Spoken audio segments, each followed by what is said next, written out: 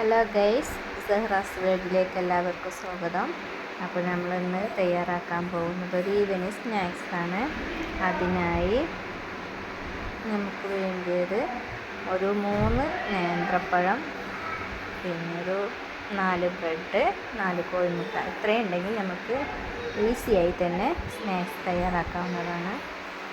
അപ്പോൾ പഴം ചെറുതായി കട്ട് ചെയ്യുക.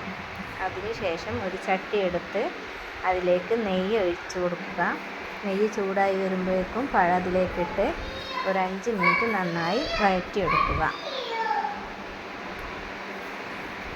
അത് വഴറ്റി വന്നാൽ അതിലേക്ക് ബ്രെഡ് ചെറുതായി കട്ട് ചെയ്ത് അരിഞ്ഞ് വെക്കുക. അരിഞ്ഞ് വെച്ചത് ആ ചട്ടിയിലേക്ക് ഇട്ട് കൊടുക്കുക.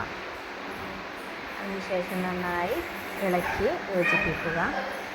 ശേഷം അത് നന്നായി ഇളക്കി യോജിപ്പിച്ചതിന് ശേഷം ഒരു 4 മുട്ട എടുത്ത് അതിലേക്ക് ഓരോന്നായി ഒഴിച്ചു കൊടുക്കാവുന്നതാണ്. ഓരോന്ന് ഒഴിച്ച് കൊടുത്ത ശേഷം,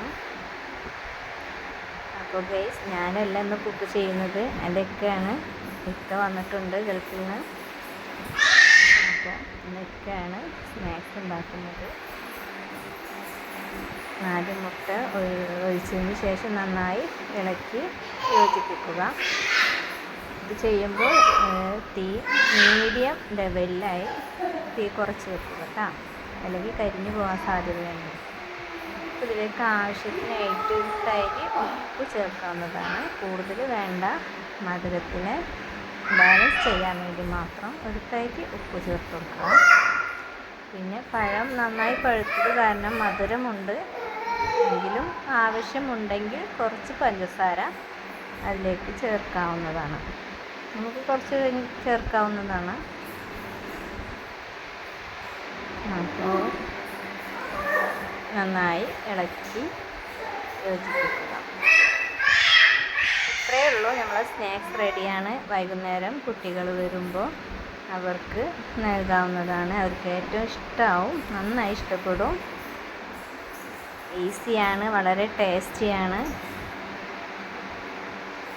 നന്നായി കഴിക്കും അവർ. അപ്പോൾ ഗൈസ്, ഞാൻ ആദ്യമായിട്ടാണ് ഇവിടെ വീഡിയോ വോയിസ് ചെയ്യുന്നത്. തെറ്റുണ്ടെങ്കിൽ ക്ഷമിക്കുക. ഇഷ്ടപ്പെട്ടെങ്കിൽ സബ്സ്ക്രൈബ് ചെയ്യുക, ലൈക്ക് ചെയ്യുക, കമൻറ്റ് ചെയ്യുക. അപ്പോൾ ഓക്കെ, ബൈ.